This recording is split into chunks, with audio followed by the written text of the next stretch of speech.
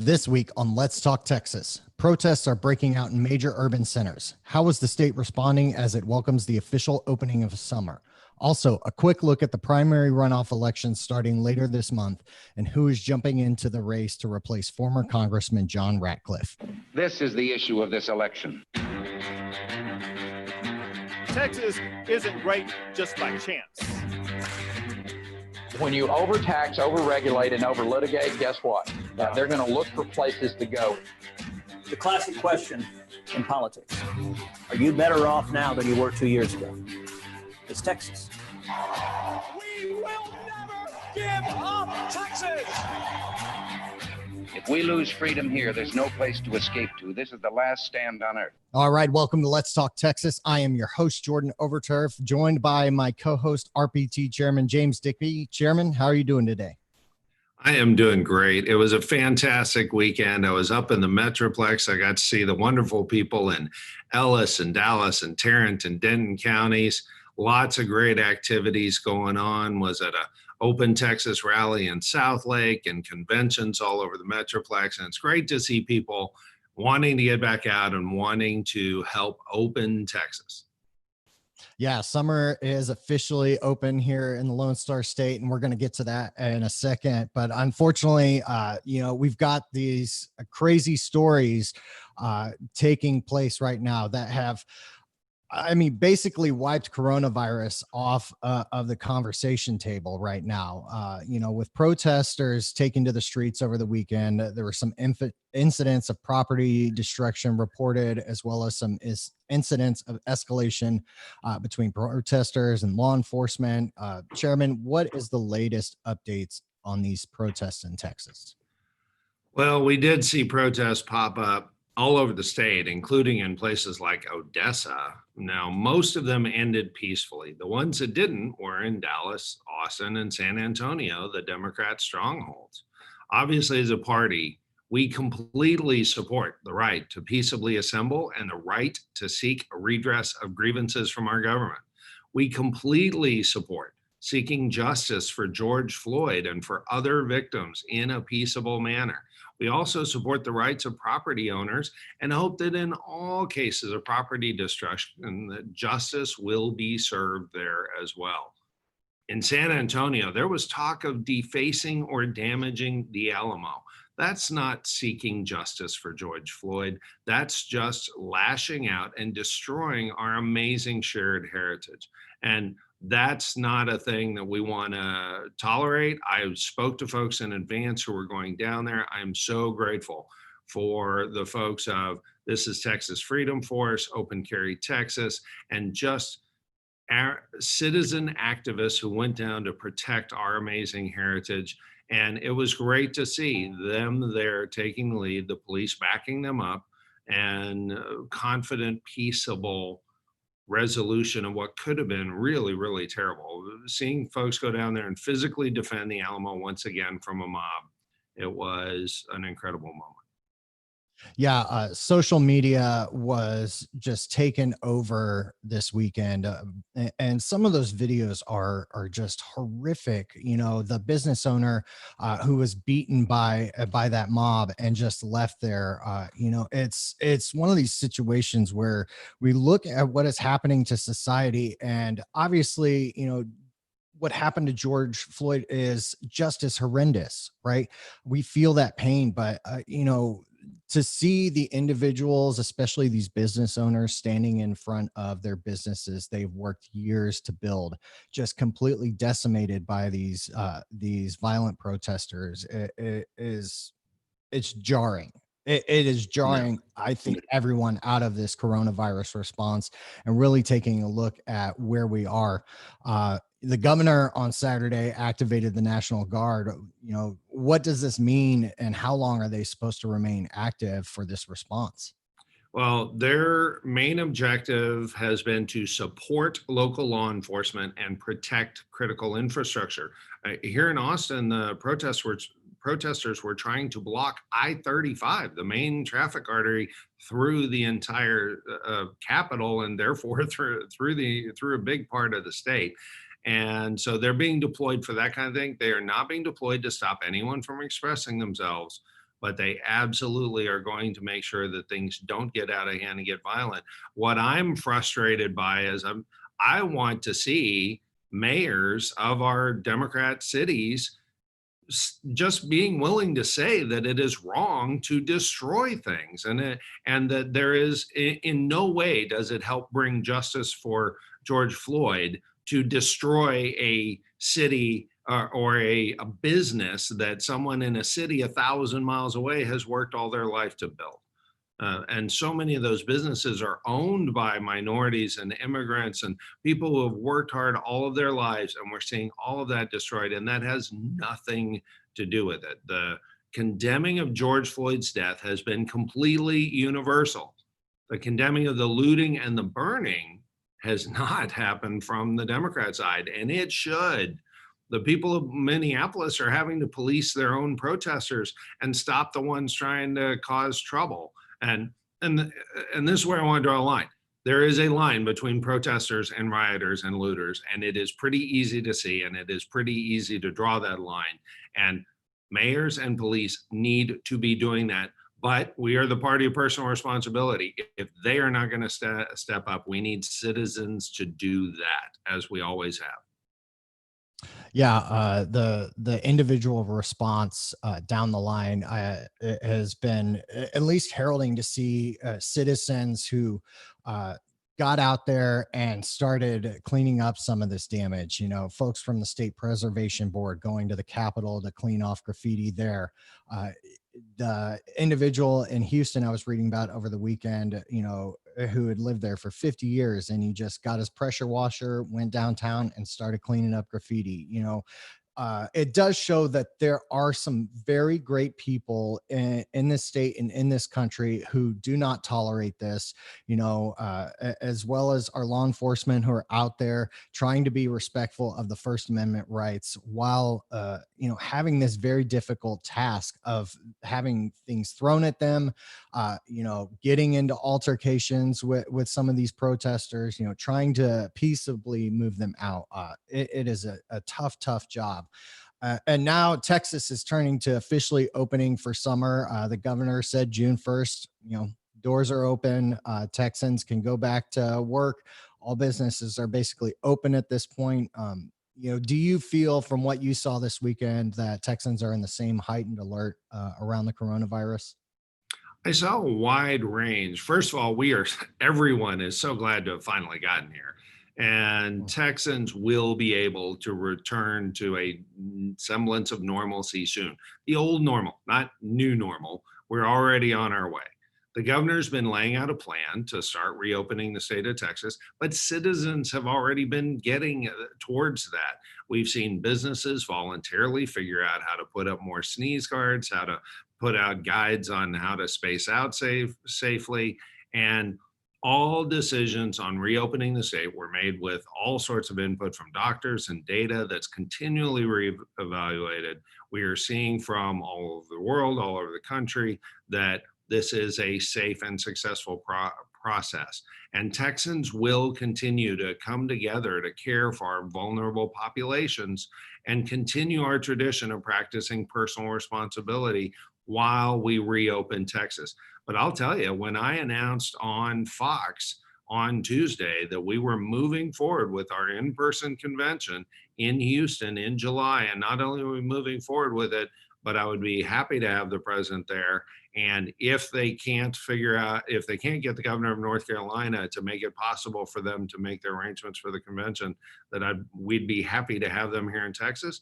I got really vicious threats from people who were just living in fear and violently opposed to the idea of anything resembling life in the near future.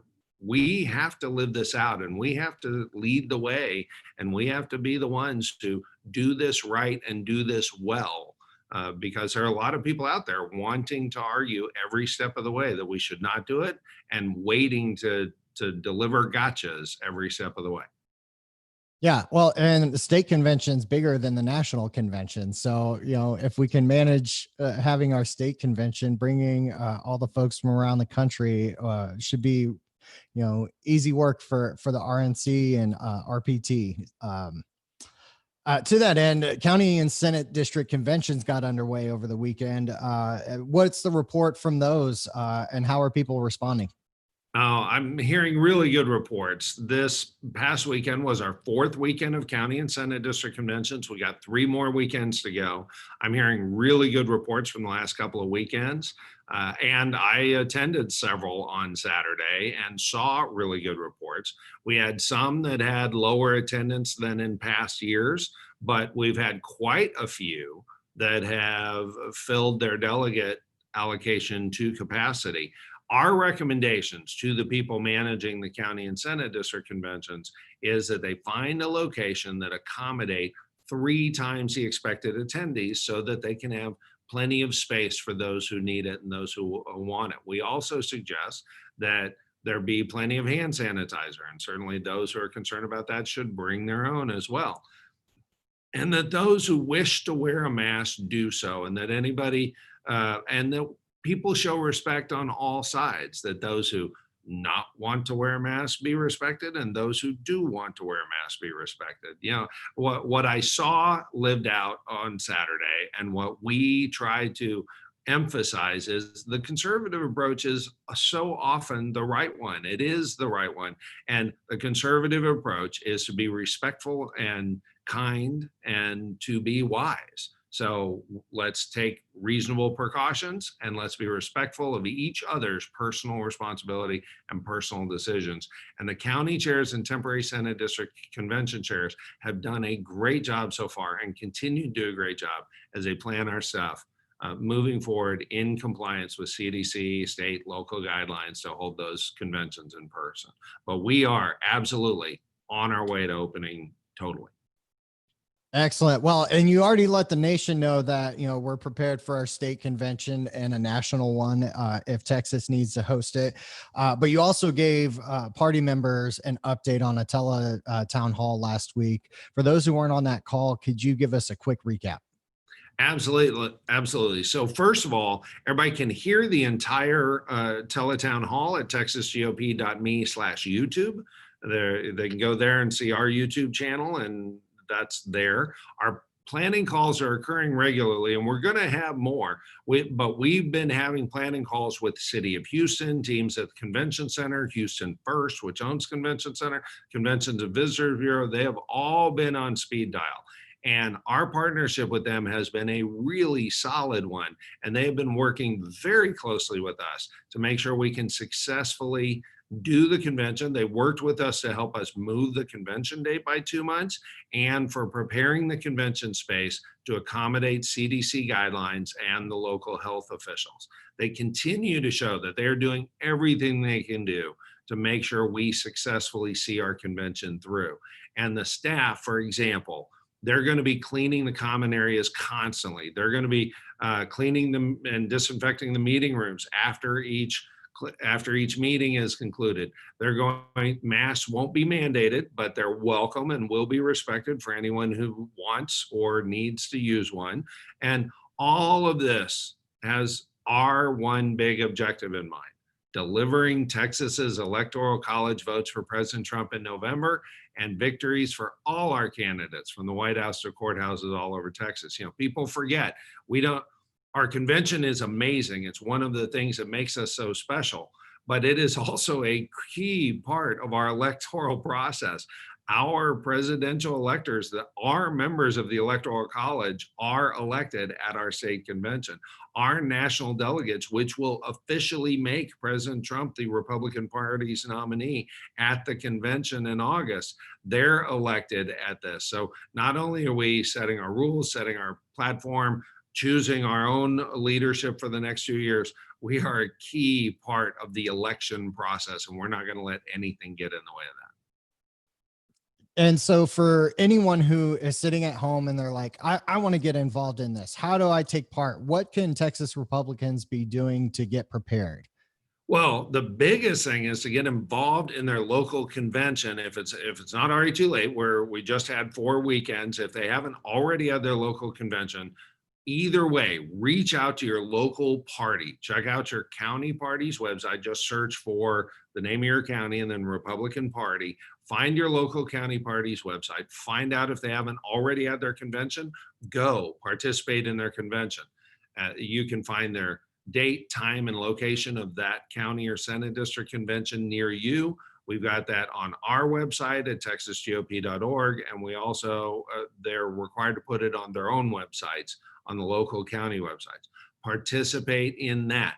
But if, even if convention has already happened locally, you're welcome to come visit as a guest at our convention in July in Houston, but get involved in your local party. And the best and easiest way to get involved is 10K for 10R. You can be one of the 10,000 volunteers who helps us register 10 Republican voters each. And we are so excited because we now have 3,600 volunteers who have registered over 89,000 new Texas Republican voters. And you can be a part of helping that.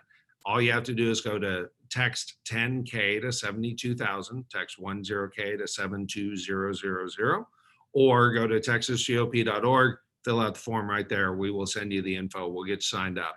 And on conventions, go to texasgop.org, and under conventions, you can find our state and local convention information there as well. Excellent. I know my county convention is on June 20th, so I'm looking forward to going to that. I still need to get my application for state delegate filled out. So thank you for that reminder, Chairman.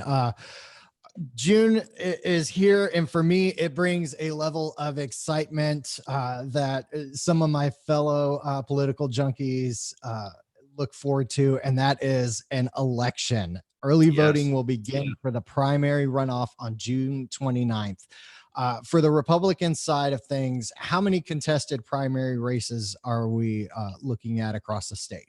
Well, we've got 9 congressional runoffs, and then we've got a really important race for the State Board of Education, District 5.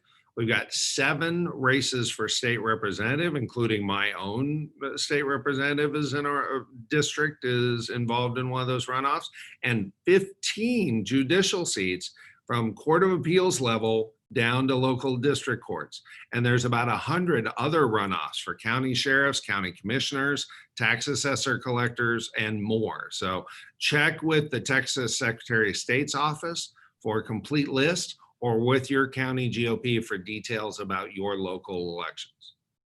Yeah, I've worked a primary runoff before, and boy, howdy, those are quick paced. So for the folks who've gotten this extra month on lockdown, you know, I know it just builds up that energy. So I imagine a lot of those campaigns are going to be very active for the next month, all the way through Election Day on July 14th.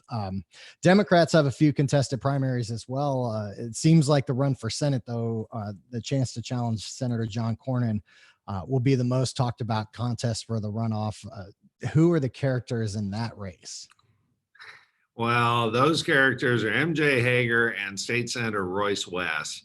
And one of them has dozens of endorsements from state and local leaders, and the other is backed by the Democrat machine in DC and a few Hollywood celebrities. So, and of course, Texas Democrats, being the followers that they are and not national leaders, they appear to be ignoring the one who has all the state and local endorsements and giving the nod to MJ Hager. She appears to be the favorite, in spite of the accolades that have been collected by Senator West, and in spite of the fact that she's the one being pushed by Chuck Schumer. So the Democrats once again proving, Texas Democrats once again proving why they are not leaders. They follow national Democrats every chance they get. Yeah, that seems like a faulty way of thinking in Texas, where we have been countered to that entire narrative. Meanwhile, Democrats down ballot started rolling out some endorsements from Obama-era cabinet officials and Bloomberg-backed PACs. What do you think voters are paying attention to? Do you think any of this provides value? You know, do these endorsements matters? What is your assessment of this? Little to none value. I mean, in some cases, these endorsements will, in fact, work against them and bolster Republican turnout. So when you consider the continuing revelations about allegations of Obama's administration abused its power in the waning years of the presidency, you know, as they wound down, their scandal is looking to eclipse Watergate by exponentially. And Bloomberg is spending millions to support opponents of Second Amendment rights. And Eric Holder, former attorney general who bragged about being the president's wingman, and yet doesn't like the fact that the current attorney general is actually upholding the law. He's now leading the PACs that supposedly want to create fair maps and redistricting process. And the reality is all they want to do is sue till it's blue. They don't actually care about anything other than wrestling control of state legislatures with conservative majorities and using the courts to do it. So that's why he left the Obama administration early, is because Holder's been working more than 4 years now to flip the Texas House and other legislatures. We've been fighting them. We've been ready for it, but that's what they've been up to. And so, no, I do not expect that those endorsements are going to carry much weight with any Texan with any pride. I don't know how to transition into this from that rundown. Good night. It's so surprising to see the Democrats. I guess it's not surprising to see them just trying their old tricks. But meanwhile, Republicans have a new shiny race to focus on, with former Congressman John Ratcliffe now leaving to be the Director of National Intelligence. And folks aren't waiting too long to get into this race. Before we get to competitors, though, can you just tell us, what do we know about this special election for Texas 4th Congressional District? Yeah, so it's not a special election, and in fact, that's part of the thing, because there's so little time now between now and the primary runoff. There's no time to call a special election that would happen then. And then a special election that would happen after then, there's not really any time for anybody in that seat to have served much before Congress would then recess to get ready to run for November. So instead of having a special election, what we're doing is we've got the chance for the party to name a new nominee in the election, as I declare Congressman Ratcliffe ineligible to be our nominee. He won the right to be our nominee in the primary in March. He was unopposed and had overwhelming support of Republicans. And so he was our nominee, but he is constitutionally ineligible to be our nominee. And so I'll declare him ineligible. And after I do that, then the law is that there will be an executive committee of the congressional district that will elect, and they have to nominate a new candidate before August 24th. And that congressional district executive committee consists of county chairs and precinct chairs from within the district who live in that district. And so and to top all this off, because of coronavirus and then the delayed primary runoff because of coronavirus, the new executive committee terms can't begin till August 3rd. So it's my responsibility to call the Congressional District Executive Committee to meet either in one location as a whole or separately in every county. I've opted to call the meeting in one single location. It's going to be at 1 p.m. Central on Saturday, August 8th at the Hopkins County Regional Center in Sulphur Springs. And the starting CDEC meeting chair will be the Hopkins County Chairman, Donnie Weisenbaker. And so a quorum for that day is just a simple majority of the CDEC membership. And it's about 170 precinct chairs and county chairs. And they have to produce a majority vote for a nominee. So they're going to get together that day. They're going to decide what the rules are. They're going to have to nominate candidates from the floor. They're going to have an election. The CDEC is going to elect our nominee to represent the Republican Party on the ballot in November. And then the voters in November, in a giant presidential election in November, are going to elect our next congressman for Congressional District 4 to succeed Congressman Ratcliffe, who did such a great job representing that district. And I'm confident that whoever the CDEC chooses will also do a great job representing that district. In order to be a nominee, all they have to do is get nominations from the floor per whatever the rules are of that EC, and the EC gets to decide what those rules are. And then, of course, they have to qualify to be a congressman. And so they have to, but the difference is, and they have to follow all the same requirements as if they were filing in the primary, except they're not filing in the primary. So they don't have to fill out an application form. They don't have to pay filing fees. They don't have to get a certain number of petitions. They just need to be nominated and elected by a majority of that EC. So it's going to be a very informed group of voters, and a bunch of people are already speaking up. Excellent. Yeah. Did I read a tweet correctly that said the mayor of Atlanta is running for the Texas seat? Yes, and Representative Leach and some others clarified that when they were talking about the mayor of Atlanta saying that he was running, it's Mayor Travis Ransom of the town of Atlanta in Northeast Texas, not the city of Atlanta in Georgia. And so he's campaigning with several other people campaigning. Because of the way this works, he won't have to resign as mayor to file or run for the seat because it's not filing in the primary. The precinct chairs will nominate whoever they nominate, and I've talked to a lot of the county chairs there, and I'll be surprised if there's not several nominees. So the good news is the executive committee is going to have a very qualified, great slate of candidates to consider as they elect our nominee on the ballot. Well, and a extra special elections process for that. So some interesting. It's a unique election, not a special election. We'll go with that, and I'm sure there'll be some consultants putting that qualification on their business cards after this is over. So as we wrap up here, the last thing I wanted to touch base on was this fight to stop the universal ballot by mail in Texas. What is the latest on this, and what can Texans expect for the general election? Oh man, that has gone back and forth a lot. And to be clear, we have no problem with people who are eligible to vote by mail to request a ballot by mail and then vote by mail. Our problem is the massive mail out process that Democrats want, because it'd be very convenient for them to have a whole lot of ballots just sitting around and there for the taking.